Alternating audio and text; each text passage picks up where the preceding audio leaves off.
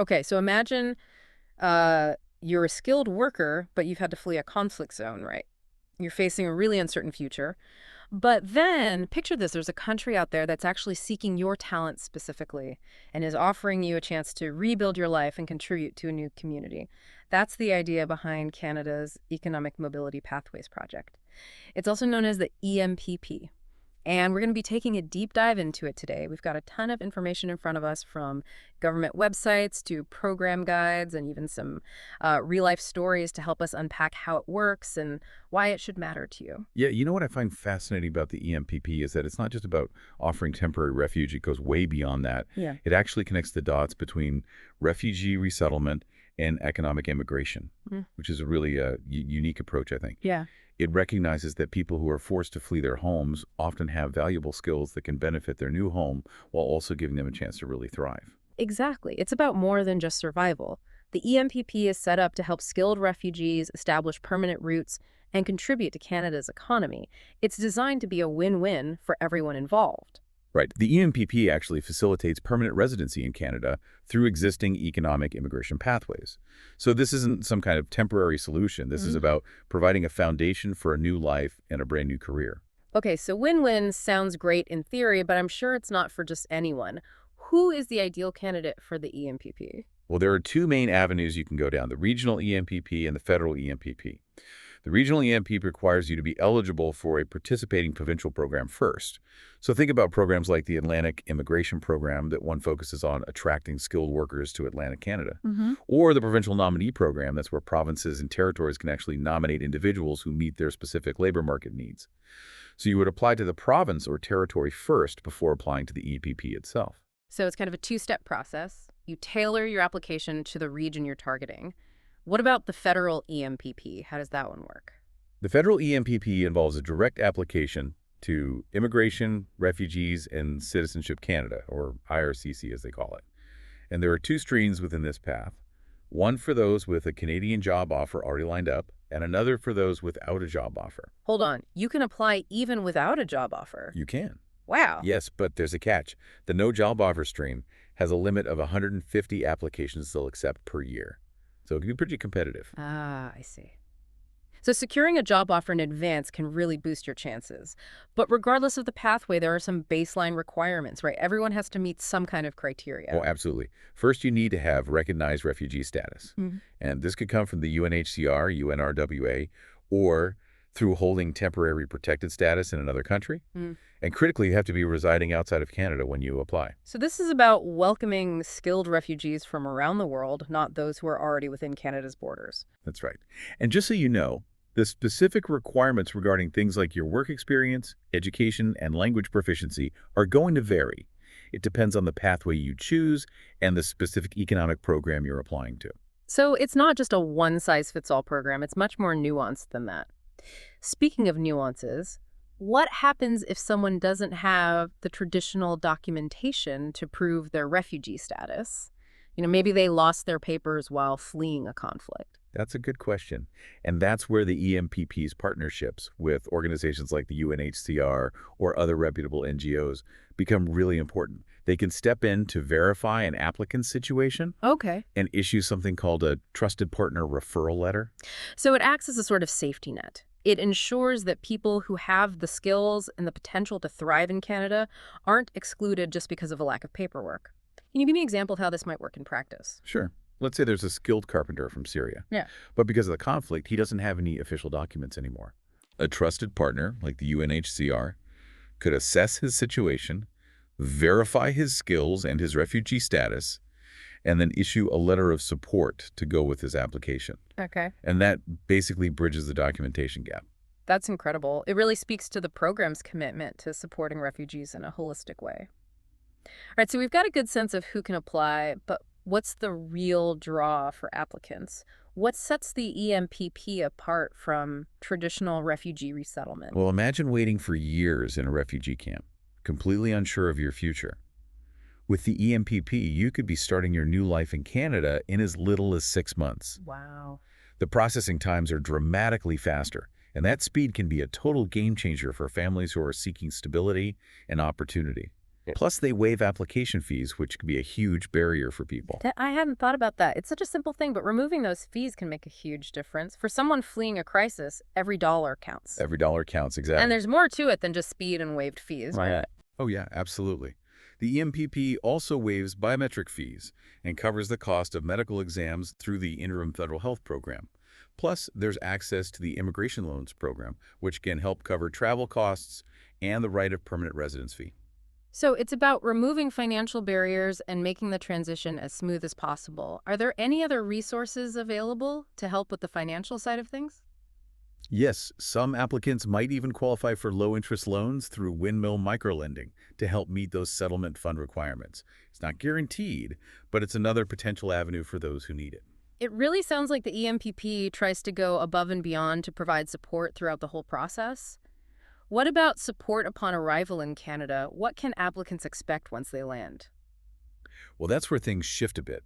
EMPP participants are generally expected to be self-sufficient.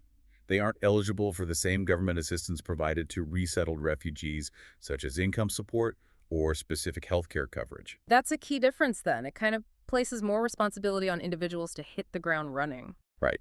But it's important to highlight that they do have access to settlement programs specifically designed for economic immigrants. And these can be extremely valuable. What kind of programs are we talking about here? Give me some examples. Well, these programs can include things like language training, job search assistance, skills upgrading, and help with navigating all the different systems here in Canada. They're really geared towards helping newcomers find their footing and integrate into the Canadian workforce as quickly as possible. So while the safety net might look a little different, there are still resources available to help them succeed. Precisely. The focus is on empowerment and integration through economic participation. Now, before we move on to the specifics of the application process, is there anything that's particularly striking to you about what we've learned so far? Anything that stands out? You know what stands out to me is the program's focus on matching skills to needs. You mentioned the Atlantic Immigration Program and the Provincial Nominee Program. Both of those suggest a very targeted approach. And we've also got this information here on the RefugeePoint Kenya program, which seems to exemplify this idea of matching even further. That's a great observation. The RefugeePoint Kenya program focuses specifically on skilled workers in Kenya who meet certain very specific criteria. And it really highlights how the EMPP can be tailored to different regions and skill sets. It's based on both the needs of refugees and what's happening in the Canadian labor market. It's like a two-way street. Yes. It connects individuals with opportunities that are mutually beneficial. And speaking of specific opportunities, we actually have a list right here of target occupations for that RefugeePoint program. It's quite a diverse range. We're talking chefs, cooks, front desk clerks, carpenters, construction trade helpers and laborers, nurse aides, medical assistants, even business immigration coordinators. That's right. It's not just about filling any job. It's about connecting people with careers where their skills can really shine. And it's important to remember this is just one example. There are other programs within the EMPP that target different regions and skills based on a lot of different factors. This really emphasizes the importance of doing thorough research. You need to dig a little deeper, understand the nuances of each program, and see which one aligns best with your individual skills and goals. I agree. Absolutely. Now, if you're ready, I think we can move on to the application process itself. Okay. It can seem a bit daunting at first, but breaking it down step by step can make it much more manageable. Okay, so let's talk about the application process itself. So you've done your research, you found a program that matches your skills, and you're ready for that next step. But where do you even begin? It sounds like it could be pretty complicated. Yeah, it can seem a little overwhelming, especially when you're already dealing with all the stress of being displaced. But the good news is you don't have to do it all alone. There are options. You can navigate the process independently, or you can ask for guidance from one of the EMPP's partner organizations. Oh, okay. So having that extra support could make all the difference in the world, especially when you're dealing with a new system and maybe some language barriers too. What are the advantages of working with a partner organization? Why would someone choose that option? Well, these organizations can be amazing resources. They can connect you with potential employers here in Canada. Okay. They can help you prepare for job interviews. And they can also make sure that your application is complete and accurate and tailored to the specific program requirements. So they're kind of like your advocate almost. They're in your corner helping you through the process. Right. But let's get down to the nitty-gritty. What are the actual steps involved? What does the process look like in practice? Well, remember we talked about those two main pathways, Yeah. the regional and the federal. Mhm. The application process is a little different depending on which one you choose. If you're going with the regional EMPP, the first thing you need to do is apply to your chosen economic program. Right. So that could be the Atlantic Immigration Program or the Provincial Nominee Program, or maybe even the Rural and Northern Immigration Pilot, right? Yeah. Depending on your skills and where you want to live in Canada. That's right. And then once you've gotten through that first application and received a nomination from a province or territory, then you can apply to the EMPP itself. Okay, so 2 applications for the Regional EMPP. What about the Federal EMPP? If you go with the federal EMPP, it's a bit simpler. You just submit a single application directly to IRCC through their online portal. That sounds a lot less daunting, at least on the paperwork side of things. But regardless of which pathway you're taking, I imagine there are some common pitfalls to avoid, Yeah. some best practices to keep in mind. What are some things that people should be extra careful about when they're putting together their applications? One of the most important things is making sure your application is complete. It has to include all the required documentation. So that means you have to have proof of your refugee status, like we talked about earlier, and evidence of your education, your work experience, and your language proficiency. It's all about building a really solid case to show how you meet all the program requirements. So it's not just about ticking boxes and filling in forms. No. You need to back it up with verifiable information. Yes, exactly. Hmm. And it's also really important to be clear and concise when you're writing your responses. Make sure you provide certified translations for any documents that aren't in English or French. Right. And double check that your contact info is all up to date. Hmm. Immigration officers are looking at tons and tons of applications every day. So you Yeah. really want to make it as easy as possible for them to understand your situation and make a decision. It's almost like putting together a giant puzzle, right? Yeah. Each piece has to fit perfectly to make the whole picture. I like that. That's a great analogy. And, just like with a puzzle, it's also really important to be patient. The EMPP is known for its fast processing times, but it can still take a while to gather all the documents you need and then go through all the different stages of review. And speaking of things that can cause delays, I know from our research that getting all the necessary exit permits from your current country of residence is absolutely essential. Because without those, your trip could be put on hold, even if your application gets approved. Oh, that is such an important point. Don't wait until the last minute to figure out all your travel documents. Be proactive. Yeah. Reach out to the right authorities early on in the process to avoid any unnecessary delays. It's all about thinking ahead and trying to anticipate any potential obstacles that might pop up. So we've talked about the steps involved and some tips for making your application as strong as possible. But let's go back to one key difference between the EMPP and traditional refugee resettlement, the financial support side of things. Okay. We mentioned it earlier, but I think it's worth digging into it a bit deeper. Sure. So you see, the EMPP is set up for skilled refugees who are expected to be self-sufficient, Right. which means that while there is some financial assistance available during the application process, things like waived fees and loans, Oh. once you get to Canada, the responsibility for financial support shifts to you. So you're not going to have the same level of government assistance that's given to resettled refugees. That's an important distinction. Right. EMPP participants typically aren't eligible for things like income support or the same health care coverage that resettled refugees receive. It's a really crucial point to understand. So basically, you're coming to Canada as an economic immigrant, you're expected to contribute to the workforce, and you build your own financial stability. Exactly. That sounds like a lot of pressure, though. What happens if someone arrives in Canada through the EMPP and has trouble finding a job or finding a place to live that they can afford? Are they just left on their own? It's a valid concern, and it sparks some debate around the program.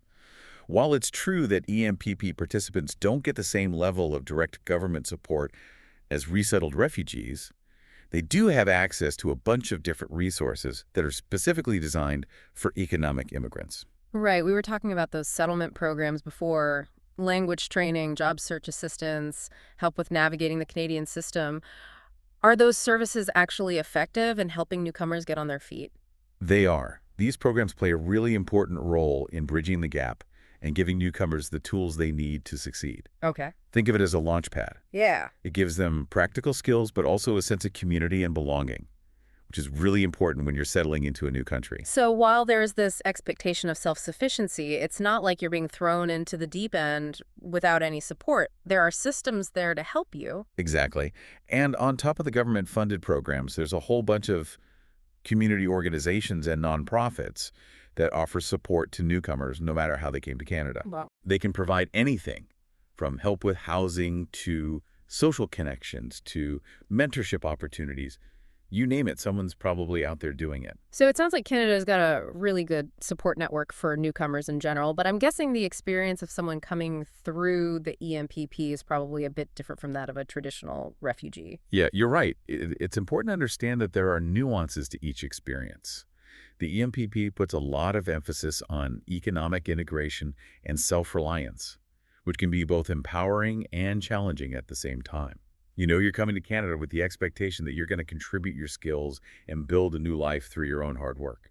It's a powerful concept for sure, the idea that you can be empowered through economic participation. But it also raises some questions about the balance between self-reliance and support. How can we make sure that newcomers, especially those who are escaping really tough situations, aren't being set up for failure? It's a tricky balance to strike, and it needs to be evaluated and adjusted all the time. There's always room for improvement when it comes to supporting newcomers and making sure their integration goes smoothly. And that brings us to a really crucial question. What are the long-term impacts of the EMPP, both for the people who participate and for Canada as a whole? That's a big one. And it's one we're going to tackle in the next part of our deep dive. We'll be looking at all the potential benefits and challenges of this unique approach to refugee resettlement. And we'll also be talking about some pretty interesting perspectives on the future of immigration in Canada. So we've really gotten into the nuts and bolts of Canada's Economic Mobility Pathways project. We've talked about who's eligible, how to apply. But now I want to zoom out a little. Think about the bigger picture. What are the long-term effects of this whole approach, both for the individuals and for Canada as a whole, its social and economic landscape? Yeah, that's a really important question, and it's one that's led to a lot of discussion and debate. I mean, on the surface, the EMPP looks like a total win-win, right? You're helping skilled refugees get a fresh start, and you're also filling those labor shortages in Canada. But like with any complex program, there's always a chance of unintended consequences. Yeah, sure. It's like that ripple effect. You throw a stone in the water and the waves just keep spreading out, impacting all these different areas. So let's play devil's advocate for a minute. What are some potential downsides, some challenges that could come up from a program like this? Well, one concern that comes up a lot is whether the EMPP actually addresses the root causes of why people are displaced in the first place. It's great to offer a better life for those who can take advantage of the program, but what about those who are left behind? The ones who maybe don't have the specific skills or qualifications that Canada is looking for right now. That's a really good point. It's like we're just putting a bandage on the problem without actually curing the disease. We can't forget about that global context, the conflicts, the persecution, the poverty that forces people to flee in the first place. Exactly. And the EMPP doesn't pretend to solve all those global refugee crises. Right. It's important to remember that it has limitations. It's just one small piece of a much bigger puzzle. There needs to be a more well-rounded approach, one that tackles those root causes of displacement, not just solutions for a small number of people. So we shouldn't look at the EMPP as some kind of magic solution then. Right. It's a tool for good, but it can't fix everything. Are there any other potential challenges we should be thinking about? Yeah, another worry is the strain that a big influx of newcomers could put on Canada's social services, even if they are skilled. Think of things like housing, healthcare, and education. Those systems are already stretched pretty thin. Adding a lot more people all at once could really push them to their limits. That's true. And if those systems aren't ready or well-funded enough, it could lead to problems like longer wait times, more competition for resources, and maybe even some resentment from people who already live in Canada if they feel like their access to services is being squeezed. Right. It's about getting that balance right, attracting skilled workers while also making sure that everyone in Canada has access to those essential services. And that's where careful planning investment and getting communities involved is so important. So it's not enough to just say, come on in. Canada needs to make sure the right support systems are in place to actually welcome and integrate these newcomers successfully. Right. Sounds like there's a lot to consider, a lot of moving pieces. Definitely. And then there's the integration aspect itself. Yeah. How well do these newcomers settle in? It's important for them as individuals, but it's also key to the long-term success of this whole program. If these newcomers face discrimination, or they feel isolated, or they can't find good opportunities, then the whole purpose of the EMPP falls apart. Right. It's not just about integrating into the economy. It's about creating a society where everyone feels welcome and included and has the chance to succeed regardless of where they come from or how they got there. Exactly. And that takes effort on both sides. Newcomers need to be willing to learn the language, understand the culture, and figure out how they can use their skills and talents to contribute to their new home. And Canadians need to be open to diversity, challenge their own prejudices, and create spaces where newcomers can feel safe and accepted. It really is a two-way street. Everyone has to do their part to build a society that works for everyone. That sounds like a lot of work, though. It is. But the payoff can be huge. And programs like the EMPP, they can spark these really important discussions. Conversations about immigration, about integration, and about what kind of society we want to build together in Canada. It's about more than just filling jobs. It's about a bigger vision, a more welcoming and inclusive Canada. That's a great way to put it. And that vision takes constant work and dialogue, some critical thinking, and a willingness to challenge our own ideas and biases. Well said. Okay, so as we wrap up this deep dive into Canada's Economic Mobility Pathways project, I think it's safe to say we've covered a lot of ground. We've gone from the details of how the program works to the bigger ethical and societal questions. What are some of the key takeaways that you really want our listeners to think about? Well, the EMPP is a really interesting approach to refugee resettlement, and it's changing and developing all the time. Yeah. It can be a powerful force for good, both for skilled refugees and for Canada as a country. Yeah. But we have to look at it critically. We need to be aware of both its strengths and its weaknesses. So it's about finding that balance between giving people the tools to succeed and offering them support along the way. It's about looking at both the immediate needs and the long-term challenges. And I think most importantly, it's about having those open and honest conversations about how to create a more fair and just society for everyone. I couldn't have said it better myself. And for those of you listening who want to dig deeper into this, we encourage you to check out the resources we put together in the show notes. Yeah. Explore them, do some research of your own, and come to your own conclusions. Because that's what the deep dive is all about. We want to help you understand these complicated issues, think for yourself, and contribute to making a real difference. Thanks for being here with us. Yeah, thanks for joining us on this journey. And until next time, keep on exploring.